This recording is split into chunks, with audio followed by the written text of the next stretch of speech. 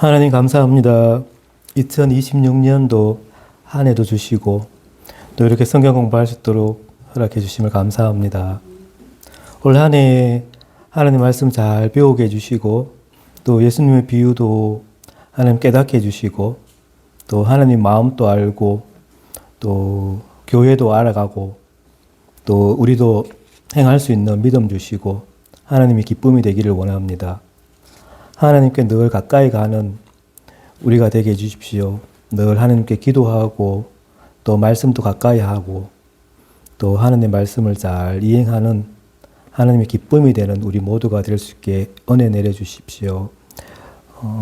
대구 사밀교회 주님께서 늘 지켜보아 주시고 하나님께 더 기쁨이 되는 교회 되게 해주시고 우리 장 목사님과 우리 최 집사님 가정에 늘 건강과 평안을 기원합니다. 이 모든 말씀 예수님의 이름으로 기도합니다. 아멘. 자, 오늘 예수님 비유 5번째 강의입니다. 그죠? 5번째. 비유가 제가 한 26개 정도 이렇게 선택을 했는데, 이제 5번째 강의입니다. 뭐 한 몇 개월 이렇게 할 것 같아요. 차례대로 이제 마태, 마가, 누가, 그리고 요한복음에까지. 요한복음에는 이제 예수님은 어떠하다 이렇게 정의하는 부분들이 있는데 그 부분까지 해서 차례대로 하겠습니다. 자, 오늘은 본문은 마태복음 13장에 47절부터 50절까지 네 절인데 한번 우리 한 목소리 한번 읽어볼까요? 한 목소리로 47절에서 50절까지. 자, 한 목소리 읽어봅니다. 시작. 또 천국은 마치 바다에 치고 각종 물고기를 모으는 거물과 같으니 거물에 가득함에 물가로 끌어내고 앉아서 좋은 것은 그릇에 담고 못된 것은 내버리느니라. 세상 끝에도 이러하리라. 천사들이 와서 어인 중에서 악인을 갈라내어 풀무불에 던져 넣으리니 거기서 울며 이를 갈리라. 아멘. 자, 이제 오늘 마태복음 13장 이제 마지막 비유에 해당되는데, 우리가 마태복음은 천국장이라 이렇게 이야기하죠. 천국 비유에 대해서 이야기하는데, 이 천국은 마태복음에서 이야기하고 있는 이 하나님의 나라는 지금 현재 하나님의 나라가 있고 또 이러한 측면들이 있고, 그리고 이제 천국은 또 미래적인 부분도 있습니다. 그죠? 그래서 하나님의 나라는 현재 하나님께서 다스리시는 이 지상 세계에 관한 것도 있고, 그러한 부분들도 있고, 또 미래에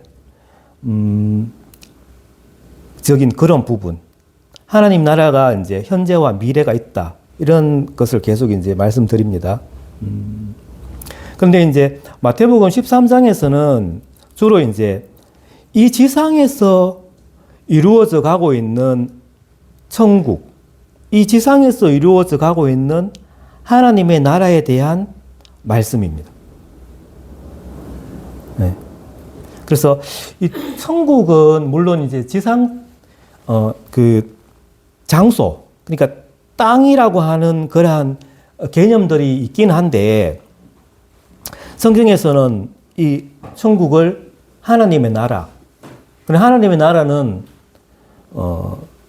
하나님께서 다스리신다, 하나님께서 통치하신다라는 사실을 한 번 더 제가 말씀드립니다. 그러니까 하나님은 이 예수님을 구주로 모시고 또 하나님의 뜻 안에서 순종하는 사람들에게 하나님은 다스리신다, 이 다스리심을 베푸신다, 이런 겁니다. 여러분, 하나님은 이 인간 역사 속에서 일하고 계시잖아요. 그죠? 어떻게 일하실까? 하나님은 우리의 역사 속에서 어떻게 일하고 계실까?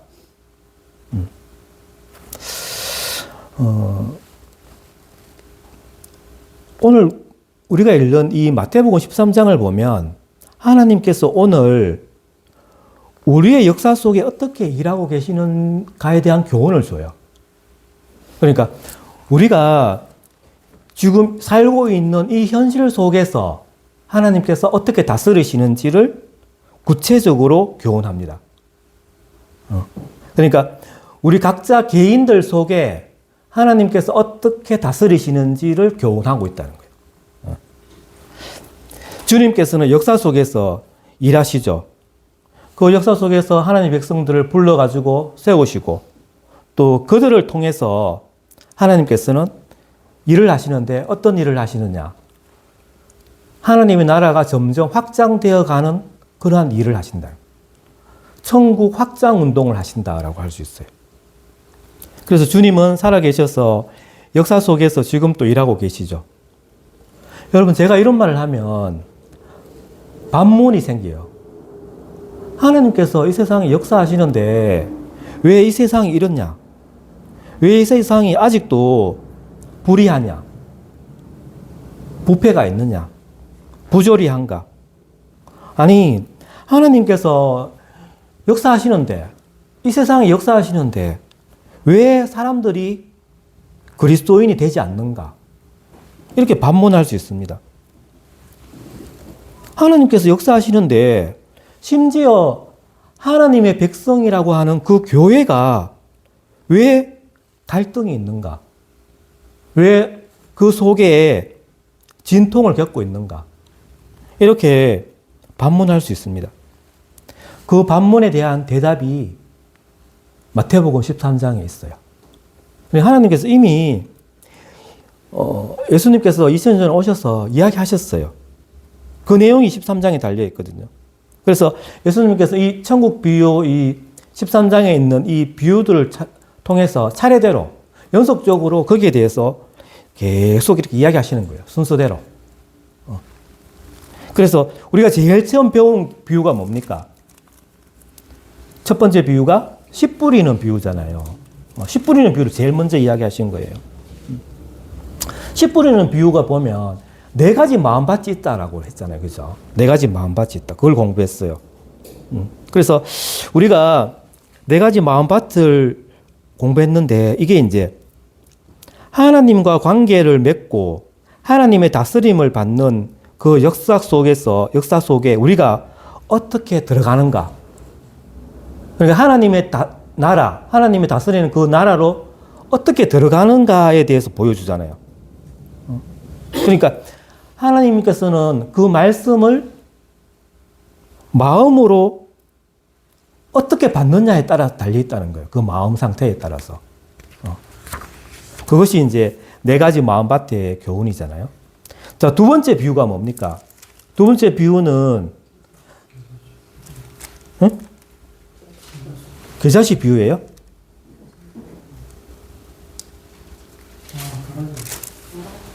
두 번째 비유는 가라지 비유죠. 알곡과 가라지 비유가 두 번째. 네. 내가 이제 그 신학교 가기 전에 마태복음 13장을 우리가 이제 몇 번이나 읽었겠죠. 읽으면서 이 비유가 그 7가지가 이제 기본 있는데 이게 이제 시각이어 누보 증거예요. 그러니까 시각이어 누보 증거. 씨 뿌리는 비유, 가라지 비유, 겨자씨 비유, 누룩 비유, 그리고 감추어진 보화, 그리고 진주, 거물 비유 이렇게 나오잖아요. 그 차례대로 이제 나오는 거죠. 이게 이제 그 성경 퀴즈에 나올 수 있으니까 우리는 이제 암송하듯이 외우는데 시각이어 누보진 거. 두 번째가 가라지 비유잖아요. 알곡과 가라지 비유. 알곡과 가라지 비유를 보면 거기서 우리가 어떤 교훈을 받는가 하면 천국은 성장하는데 고통이 있다는 거예요. 그래서 하나님의 나라가 계속 아파하면서 성장하는 거예요. 세상에도 그런 말이 있잖아요. 아픈 만큼 성숙한다. 성숙을 하려면 아픔이 있다라는 거예요. 그 아픔을 견뎌내서 성장하는 거예요. 그래 하나님 나라는 고통하면서 성장한다는 것을 지금 비유해서 이야기하는 거예요. 농부가 알곡만 뿌렸어요. 농부는 가라지를 안 뿌렸어요. 그런데 농부가 뿌리지 않은 그 가라지가 함께 자라는 거예요. 그래서 이 밭에는 알곡과 가라지가 있어서 아픔이 있고 혼란이 있고 어둠이 있다는 거예요. 이게 하나님의 나라라는 거예요. 자, 그래서 하나님의 나라에서는 이 지상에 있는 하나님의 나라예요. 천국에 있는 천상이 아니고, 이 지상에 있는 하나님의 나라는 하나님의 백성 사이에 하나님의 백성이 아닌 사람들이 섞여 있다라는 거예요. 자, 그곳에서는 누가 역사하느냐? 사단이 함께 역사하고 있다. 그래서 이 고통 속에서 하나님의 나라가 승리하면서 확장되어 나간다. 이것이 비밀인데 우리에게 교훈하고 있는 거예요. 자, 세 번째 비유는 겨자씨와 누룩 비유잖아요. 이것도 비유가 계속 연결되어요. 그래서 공통점이 있으면서 조금씩 또 다른 점도 있어요. 비유에서. 자, 겨자씨 비유는 뭡니까? 이런 고통을 겪지만은 그 하나님의 나라는 계속 자란다는 거예요. 그게 겨자씨 비유가 누룩 비유잖아요. 자, 유대인들이 가장 작은 것을 말할 때 뭐라고 말해요? 겨자씨 한 알. 그런데 이 작은 것이지만 어떻게 해요? 성장할 가능성이 있다는 거예요. 그죠? 작으면서 위대하게 성장할 수 있는 가능성이 있다라고 말합니다. 이게 하나님의 나라잖아요. 그래서 겨자씨 하나가 커다란 나무가 되어서 새들이 날아와서 깃들일 만큼 큰 나무가 된다. 그리고 부푸는 그 누룩을 한번 생각해 보면 그렇다는 거예요. 하나님 나라가. 자, 이 세상에 많은 단체들이 있잖아요. 어떤 모임들도 있고, 동호회도 있고, 이렇게 있는데, 가장 문제 많은 단체가 있습니다. 가장 문제 많은 단체. 그 단체가 어디라고 생각하세요? 네? 교회. 가장 문제가 많은 단체가, 문제투성이 있는 단체가 교회인 거예요. 교회는 어떤 커트라인이 없어요. 들어올 때. 우리가 대학교에 입학을 하더라도 어떤 커트라인이 있을까? 아니에요. 남녀노소 다 들어오는 게 아니잖아요.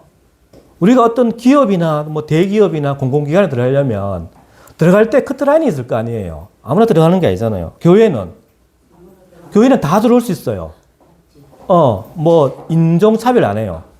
지역차별 없고, 나이차별 없고, 학력이 높든 낮든 아무 상관이 없어요. 범죄자도 가능하고, 다 가능해요. 그래서 이 교회는 세상에서 가장 문제가 많은 단체일 수가 있는데, 그런데 이 문제투성이인 단체인 교회지만, 그럼에도 불구하고 이 세상에서 가장 위대한 단체가 교회예요. 왜 그런가 하면 이 문제 많은 이 교회를 통해서 하나님께서 사람들을 구원하시는 거예요.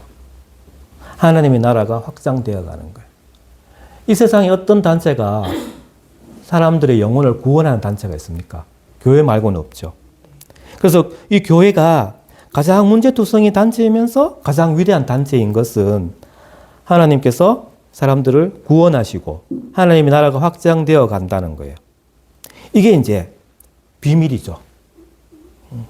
세상 사람들을 욕하든 말든 이게 비밀인 거예요.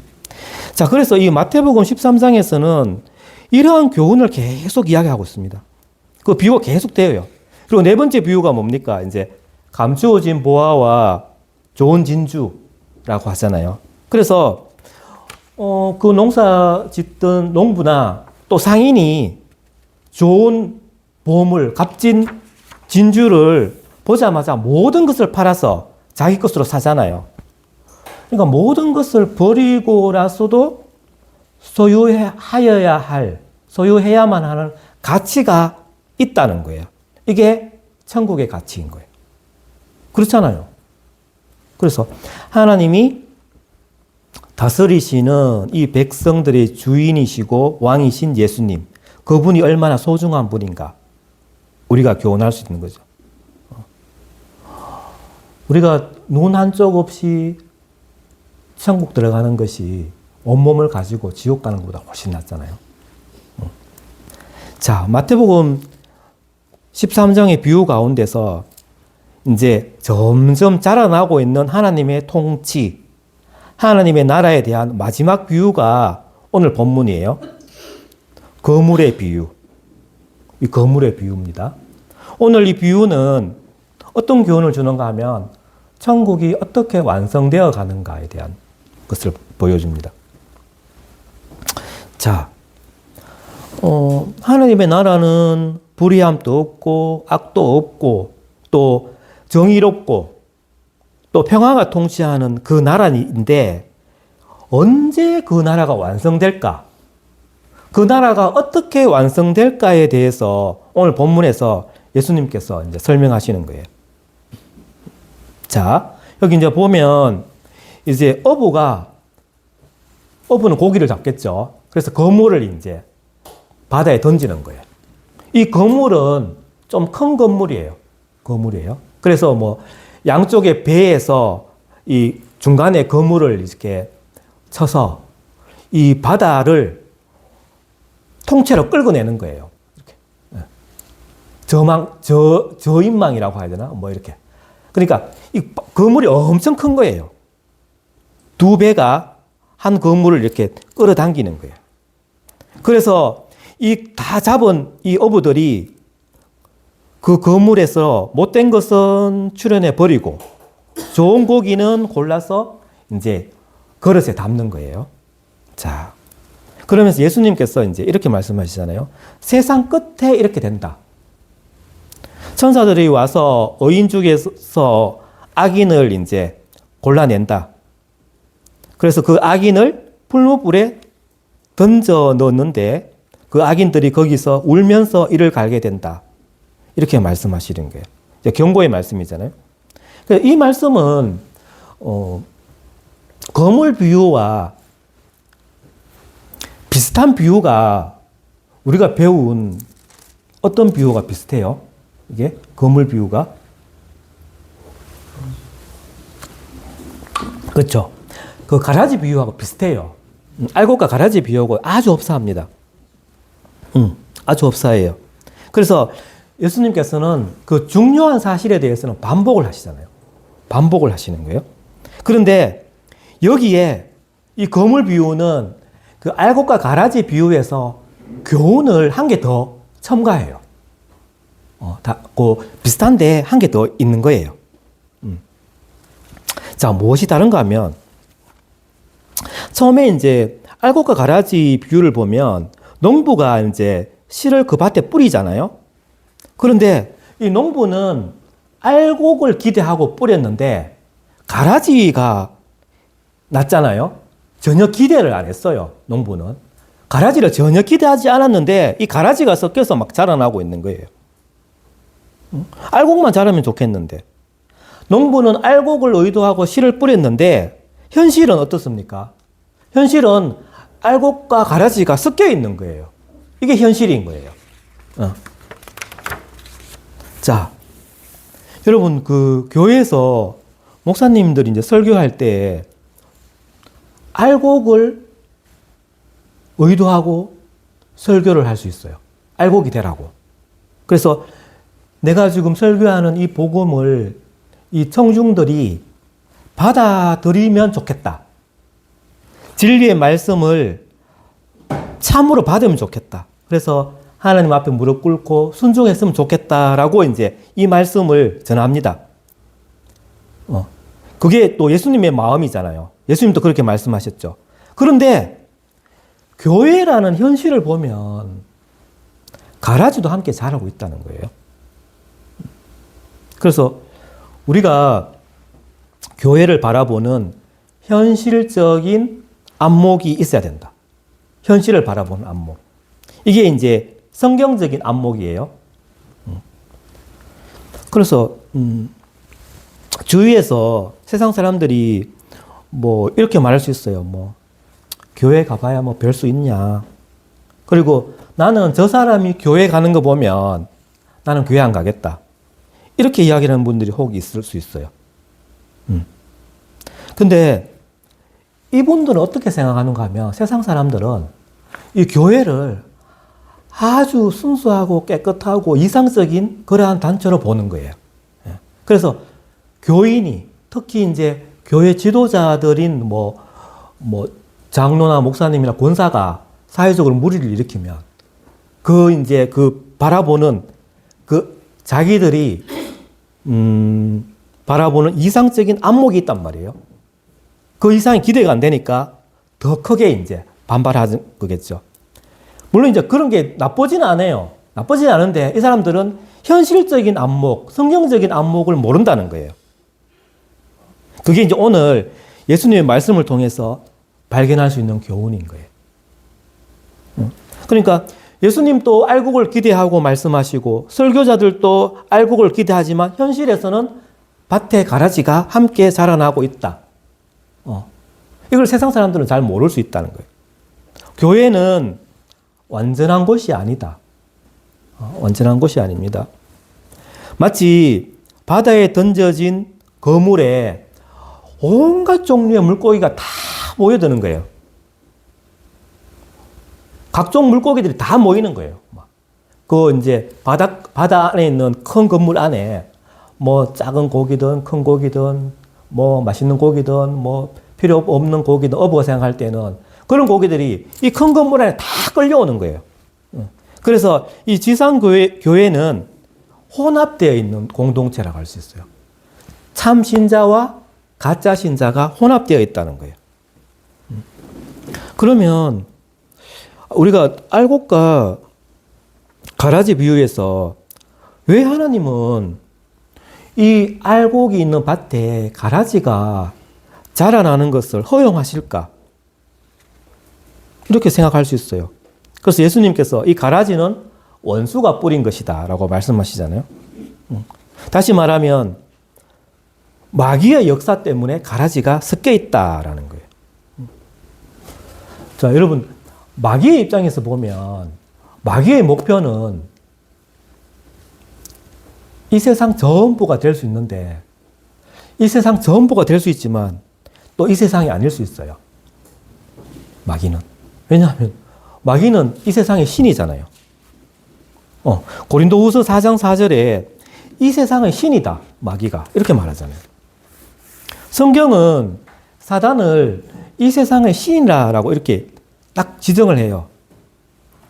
그러니까 이 세상의 신이라고 할 때 이 신은 하나님을 의미하는 것이 아니라 타락한 세계에 행사하는 그러한 영향력을 이야기합니다. 여기서 말하는 이 세상의 신이라고 할 때 신은. 그러니까 마귀는 이 타락한 세상 속에서 행사하는데 그 행사하는 영향력이 일시적이라는 거예요. 신은 신인데 그리고 일시적이고 한계가 있다는 거예요. 한계가 있는 영향력이 있다는 거예요. 우리가 이원론이라고 있는데 이게 이제 이단 사상입니다. 그러니까 이원론은 뭔가 하면 사단이 하나님과 대등한 위치에 있다라고 보는 그러한 이론들이 있어요. 이 신학 이론은 성경은 지지하고 있지 않습니다. 그래서 이 사단은 스스로 신이 되었어요. 그래서 세상 사람들로부터 숭배를 받으려고 하잖아요. 그래서 이 사단은 하나님의 것인 영광을 가로챈 거예요. 그래서 이 세상 속에서 왕노릇하고 있다라는 의미가 이 세상은 신이다 이렇게 성경에서 이야기하고 있습니다. 여러분 불신자들, 세상에 있는 불신자들은 사단을 자신의 신으로 섬기고 있는 거예요. 그 불신자들이 스스로 인정을 하든지 하지 않든지 간에 그런 거예요. 자, 사단의 주된 목적은 씨 뿌리는 비유에서 보면 복음을 듣지 못하게 가로막는 거예요. 그러면서 사람들의 마음을 혼미하게 했던 거예요. 하나님의 말씀을 못 듣게. 자, 하나님의 절대 주권이라는 관점에서 볼 때 이 사단의 권세는 철저히 하나님의 허용 아래에 있습니다. 그래서 이 마귀의 목표는 이 온 세상뿐만 아니라 더욱 관심을 두는 곳이 어디라고요? 교회인 거예요. 왜냐하면 거기에 하나님이 역사하시기 때문이죠. 거기에 하나님의 백성들이 움직이고 있기 때문이죠. 그래서 사단이 더욱 관심을 두는 목표는 교회다. 그래서 우리가 잘 생각을 해야 돼요. 분별을 잘 해야 돼요. 교회에 혼란이 있을 때, 잡음이 있을 때, 그 배후에 사단이 역사할 수 있다는 그런 안목을 가져야 되는 거예요. 그런데 하나님은 그것을 허용하고 계신다는 거예요. 그러니까 우리의 이 작은 머리로는 이해가 안 되는 거예요. 왜 이걸 허용하시는가? 하지만 하나님은 그 아주 무궁한 지혜를 가지고 계시잖아요. 그 지혜로 이것을 허용하고 계시는 거예요. 자, 많은 경우에 교회에서 분란이 일어나고 하는 그런 문제들은 사단 때문에 일어나기도 하면서 또 하나는 가라지 때문이에요. 교회에 있는 가라지 때문에 문제가 일어난다는 거예요. 자, 민수기 11장에 보면 이스라엘 백성들이 이제 애굽에서 출애굽을 해서 광야로 나오잖아요. 근데 애굽에서 이스라엘 백성들이 나올 때 순수하게 이스라엘 백성들만 100% 나온 게 아니에요. 그때 이스라엘 백성들 가운데 섞여서 같이 나온 사람들이 있다는 거예요. 근데 이 섞여 나온 이 무리가 탐욕이 있었어요. 그리고 원망을 시작하게 된 거예요. 그러니까 이스라엘 백성들도 어떻게 됐어요? 같이 불평하고, 같이 짜증내고, 같이 원망하기 시작하는 거예요. 하나님의 백성, 이스라엘 백성들이 이 불평하는 섞여 나온 무리 때문에 그 불평과 원망이 덩달아 전염이 되는 거예요. 이게 악이 전염성이 있는 것 같아요. 전염되는 거예요. 그래서 우리가 그걸 잘 분별해야 돼요. 그래서 우리는 마땅히 하나님께 교훈을 받아서 주의 말씀을 가지고 살아야 하는데, 우리가 세상 사람들의 그 삶의 방법을 우리가 배워서 그들처럼 원망하고 불평하면 안 되는 거예요. 자, 그래서 알곡과 가라지를 보면 이 농부가 처음에는 알곡만 거둘 그러한 부푼 기대를 가지고 살았는데, 그렇게 교회 생활을 시작을 했는데, 근데 교회 생활을 시작하니까 이 농부가 무엇을 발견해요? 가라지를 발견해요. 진상을 발견하는 거예요. 아, 여기도 가라지가 많구나, 이렇게 보는 거예요. 그때 낙심하면 안 되는 거예요. 그런데 오늘 본문에 보면 예수님이 이 거물의 비유를 통해서 중요한 의미를 말합니다. 농부는 알곡을 얻기 위해서 씨를 뿌릴 때 가라지를 기대하지 않았어요. 그런데 오늘 본문의 이 어부는 거물을 던져서 고기를 거둘 때에 그 거물에 좋은 고기만 있을 것을 기대하지 않습니다. 어부들은. 거기에는 못된 고기도 섞여 있을 것을 어부는 잘 압니다. 그러면서 함께 거두어 드립니다. 그러나 바닷가에 도착하는 순간에 이것들은 이제 처리되는 거예요. 그래서 우리는 이 오늘 본문에 있는 이 어부처럼 지혜로운 그러한 안목, 현실적인 안목, 성경적인 안목이 필요하다는 거예요. 우리들의 건물 속에, 우리들의 공동체 속에 가라지도 있고 알곡도 있다는 거예요. 그러니까 참 신자와 가짜 신자가 섞여 있다는 거예요. 그런데 이 가라지 때문에 알곡을 버리면 안 되잖아요. 근데 가짜 신자 때문에 참 신자를 버리면 안 된다는 거예요. 현명한 안목을 가질 필요가 있다라고 말합니다. 근데 마음 급한 사람은 그 건물을 거둬서 바로 분리하고 싶은 거예요. 배 위에서. 아직 그 해변가에 나와가지고 이제 분리해야 되는데 잡자마자 막 분리하고 싶은 충동이 막 일어나는 거예요. 그래서 그 나쁜 고기를 빨리 분리하고 싶은 거예요. 가라지를 막 뽑아 던지고 싶은 거예요. 이런 충동이 막 생기는 거예요. 바닷가에 도착하기도 전에 분리하고 싶은 충동이 막 생기는 거예요. 그런데 오늘 본문은 그렇게 하지 말라라고 말합니다. 그렇게 하지 말라. 왜냐하면 그렇게 하는 자의 판단이 정확하지 않기 때문이다. 하나님이 가장 정확하게 판단하신다. 하나님이 알곡이 누가 알곡인지 누가 가라지인지 판단하신다. 우리는 잘 모른다. 잘 모른다는 거예요. 제가 신학교 가기 전에 알곡과 가라지 비율을 몰랐겠어요? 알았겠죠? 그래서 저도 궁금했어요. 나도 교회를 한 20년 다녔는데 내가 이렇게 딱 보면 누가 알곡인지 누가 가라지인지 딱 분별했으면 좋겠다. 그런 마음이 이렇게 딱 들었어요. 그런데 신학교 들어가면 어떤 걸 배우나 하면 구원론을 배워요. 조직신학 중에. 이걸 한 학기 동안 배우는데 그러면서 저는 속으로 생각했어요. 이 구원론을 공부하면 누가 구원받았는지 구원 안 받았는지 분별할 수 있겠다. 이런 마음이 딱 생기는 거예요. 그래가지고 이제 구원론을 되게 열심히 공부했는데 그걸 다 듣고 나서 생각을 했는데 결론은 그거예요. 똑같아요. 알 수 없어요.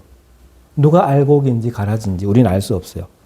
물론 이제 그 영안이 좀 밝아서 분별력이 있는 사람은 어렴풋하게 알 수는 있겠죠. 그렇지만 정확하게는 모른다는 거예요. 100%. 100% 정확하게 아는 사람은 없어요. 하나님 외에는 없다는 거예요. 그래서 하지 말라는 거예요. 하나님이. 다치니까. 알곡이 다치니까 하지 말라는 거예요.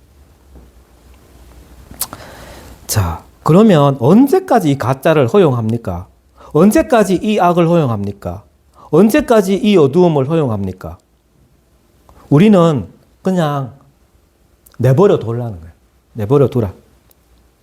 그 심판의 날이 다가오고 있다. 심판의 날에 거룩하신 주님께서 완전한 판단, 공의로운 판단을 하셔서 가라지를 가려낼 그날이 다가오고 있다. 그날 주님께서 하실 것이다. 그러니까 교회 내에 가라지를 제거하려는 인간적인 충동이 생길 수 있지만은 알곡이나 좋은 고기가 다치지 않게 하기 위해서 최종적인 이 분리는 주님의 손에 맡겨라. 그리고 우리가 하는 거는 내버려 두고 주님의 손에 맡기고 우리는 기다리고 인내하는 거예요. 자, 이 비유를 통해서 우리가 알 수 있는 것이 역사에 대해서 알 수 있어요. 역사는 아무런 의미 없이 그냥 흘러가는 것이 아니다라는 거예요. 역사는 어디를 향해서 가고 있어요? 역사는 종말을 향해서 마지막 그날을 향해서 가고 있다는 거예요. 자, 거물이 가득 차서 이 거물이 물가로 올려지는 그 순간이 이 세상의 역사는 주님이 정하신 끝이 있다는 거예요.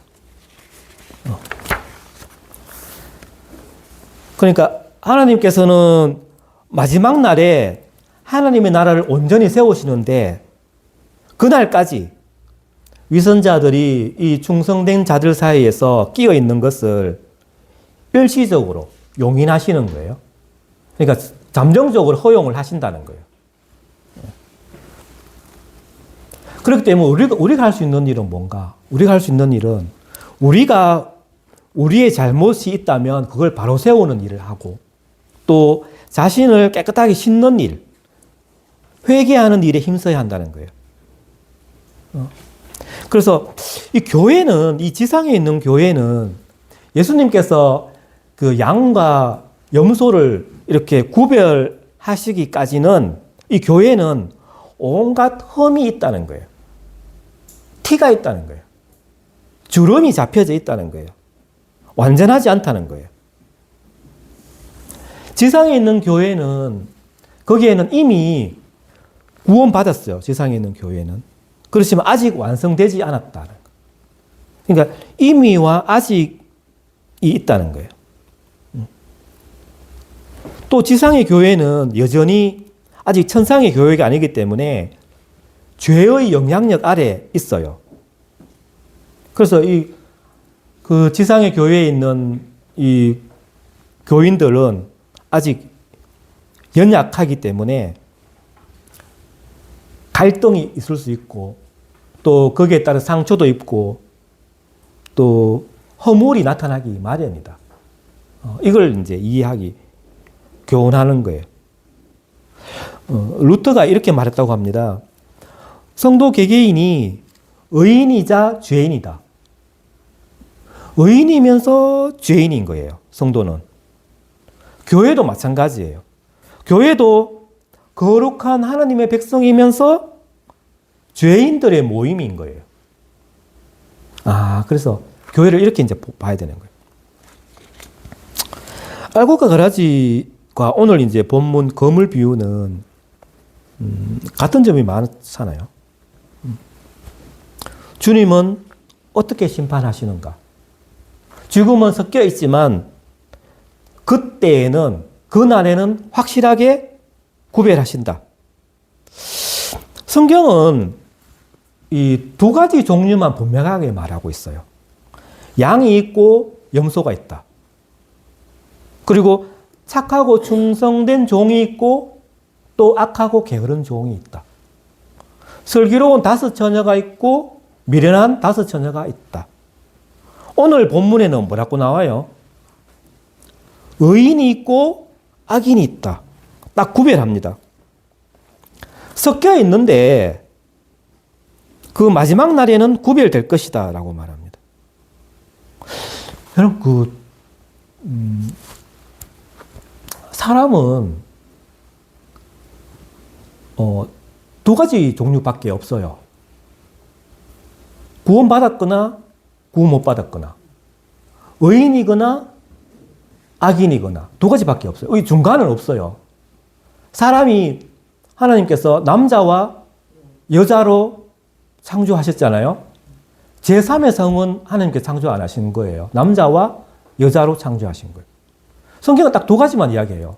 그러니까 제3의 지역이 없어요. 양이 아니면 염소인 거예요. 신자가 아니면 불신자인 거예요. 그러니까 가라지가 아니면 알곡인 거예요. 좋은 고기가 아니면 나쁜 고기. 딱 이렇게 구별돼요. 섞여 있지만 구별됩니다. 이 심판대에 가면 그때 결정하는 것이다라고 생각할 수 있는데 이미 결정된 거예요. 이미. 그 심판에 가서는 이제 하나님께서 명시적으로 이야기하시겠지만 심판 가기 전에 이미 양과 염소가 또 충성된 종과 악한 종이 이미 결정이 된 거예요. 결정이 됐는데 심판 때에 이제 집행을 하시는 거예요. 집행을 하신다. 그러니까 알곡은 언제나 알곡이에요. 가라지는 언제나 가라지. 그러니까 마지막 그때에 결정되는 것이 아니라 이미 지금 이 순간에 이미 결정된 거예요. 그래서 이 심판은 주께서 마지막 선언을 하시면 그것으로 이제 영원히 끝나는 거예요. 바뀔 수가 없습니다. 심판 날에는. 그래서 심판 전에 가능성은 있겠죠. 그죠? 심판 때는 바뀔 수가 없다. 풀무불에 던져지면 그것으로 끝납니다. 지옥에 있는 사람이 천국 못 가잖아요. 마찬가지. 두 번째 기회가 없다라고 할 수 있어요. 그래서 죽은 다음에 우리가 또 한 번 구원받을 수 있는 기회가 있다면 사람들은 좋아할 사람들도 있겠죠. 그런데 성경은 그렇게 말씀하지 않는다. 죽으면 다시는 기회가 없다. 여러분, 만약에 죽은 후에 다시 기회가 있으면 어떨까요? 사람들은 방종하겠죠.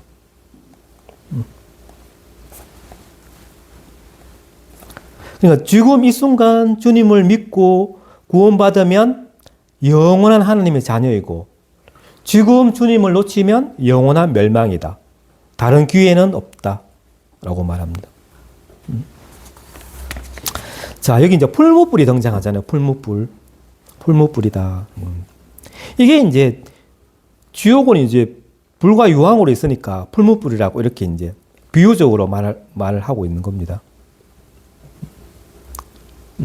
그리고 마지막 그 심판의 고통을 상징적으로 지금 표현하고 있지만 실제는 이것보다 훨씬 더 큰 고통일 거예요. 이를 갈며 후회한다 그러잖아요. 이를 갈며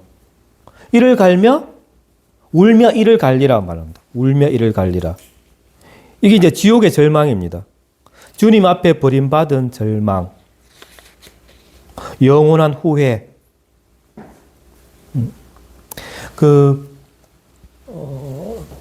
나사로와 부자 비유를 통해서 보면 그 엄부에 이제 부자가 이렇게 말합니다. 마지막에 이렇게 말합니다. 하나님, 그러니까 아브라함에게 말하는 거죠. 그 나사로를 보내가지고 내 형제들이 지금 한 5명 있는데 그 5명에게 전도를 좀 나사로한테 좀 하게 해달라는 거예요. 왜냐하면 죽었던 자가 다시 살아나서 전도를 하면 듣지 않겠느냐 이렇게 말하는 거잖아요. 그죠? 근데 여기에 이 부자는 그때 회개한 게 아니고 그냥 자신의 죄책이 있는 거예요. 왜냐하면 자신으로 인해서 여기에 못 들어오는 그 형제들에 대한 죄책, 그것 때문에 그렇게 말하는 거예요. 그래서 자신 때문에 자신의 후손들이 지금 고통을 받을 거 아니에요. 영원한 고통을. 거기에 대한 후회, 그런 후회가 있다는 말이에요.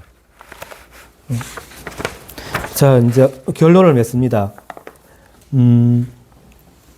그러면 이 못된 고기가 좋은 고기가 될 수 있습니까? 가라지가 알곡이 될 수 있습니까? 될 수 없습니다. 그런데 될 수 있어요. 될 수 없다고 했다가 될 수 있다고 했다가 그게 무슨 말이에요? 그러니까 인간적인 방법으로는 불가능하다는 거예요. 이 말이. 인간적으로 뭐 자기가 이제 조금 이제 착하게 하려고 수양을 하고 노력을 하고 이렇게 해서는 불가능하다라는 거예요. 내가 점차적으로 노력하면 지금보다 나은 인간이 될 것이라고 생각하는데 그게 아니다는 거예요. 그러니까 세상 사람들은 이 도덕이라는 거하고 하나님의 말씀인 이 복음하고 구별을 잘 못해요. 그러니까 그 씨 뿌리는 비유에서 이 돌밭이나 길가밭이나 이 가시떨기 밭이 스스로 좋은 땅이 될 수가 없어요. 가라지가 스스로 알곡이 못 돼요. 못된 고기가 이 종을 뛰어넘어서, 물고기 종을 뛰어넘어서 좋은 물고기가 될 수가 없다는 거예요, 스스로는. 될 수 없습니다. 불가능해요. 그러니까 자신의 의로 불가능하다는 거예요.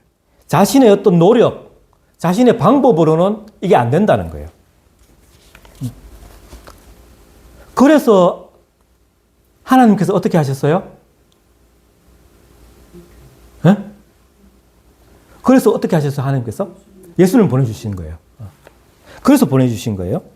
그래서 예수님께서 십자가에서 우리의 죄를 담당하시는 거죠. 어떻게 될 수 있을까요? 가라지가 알곡이 되는 것이? 그렇죠. 믿어야 되는 거죠. 맞아요. 다시 태어나야 됩니다. 다시 태어나야 돼요. 다시 알곡으로 태어나야 되는 거예요. 그래서 알곡이 될 수 있는 거예요. 우리가 하나님 앞에 우리는 멸망할 수밖에 없는 죄인이라는 것을 깨닫고 십자가에 매달린 그 예수님이 나의 죄와 죽음과 절망을 담당하셨다는 것을 깨닫고 예수님을 향해서 나의 주님, 나의 하나님으로 고백할 때 그 순간 성령님께서 영원한 생명을, 새로운 생명을 주시는 거예요. 그 순간에 거듭나게 되는 거예요. 그 순간에 알곡이 되는 거예요. 물고기가, 나쁜 물고기가 스스로의 노력을 통해서, 수양을 통해서 좋은 물고기로 바꾸어질 수가 없다. 오직 십자가의 복음을 받아들이고 성령님을 통해서 다시 태어날 때에 알곡이로 존재 자체가 변화될 수 있다. 이걸 한마디로 말하면 오직 은혜. 전적인 은혜예요. 전적인 은혜. 농부가 추수 때에 그 탐스러운 알곡을 보면 얼마나 기쁘겠습니까? 그 기쁨이 하나님의 기쁨이잖아요. 자녀가 생명을 얻고 더 풍성한 생명을 얻어가지고 이 탐스러운 생명으로 주님 앞에 서 있는 것을 바라보는 그 하나님의 기쁨. 그 기쁨을 위해서 우리가 살아야 되는 거예요. 그 기쁨을 위해서. 여러분에게 생명이 있습니까? 그리고 하나님 앞에 서실 준비가 되어 있습니까? 그날이 다가옵니다. 그래서 우리는 속히 그날을 대비하는 여러분들이 되기를 바랍니다. 기도하겠습니다.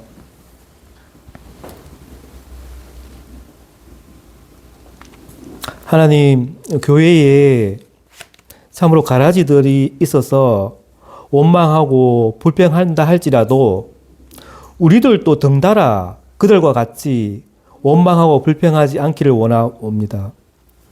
오늘 그 본문에 어부같이 현명한 안목을 가지고 성경적인 안목을 갖게 해주셔서 또 알곡과 좋은 물고기로 하나님의 기쁨이 되기를 원합니다. 부족한 우리를 예수 그리스도의 피로 씻어서 영광스러운 교회로 빚어가시는 그 주님의 손길을 신뢰합니다. 이 모든 말씀 예수님의 이름으로 기도합니다. 아멘. 네, 수고했습니다. 네.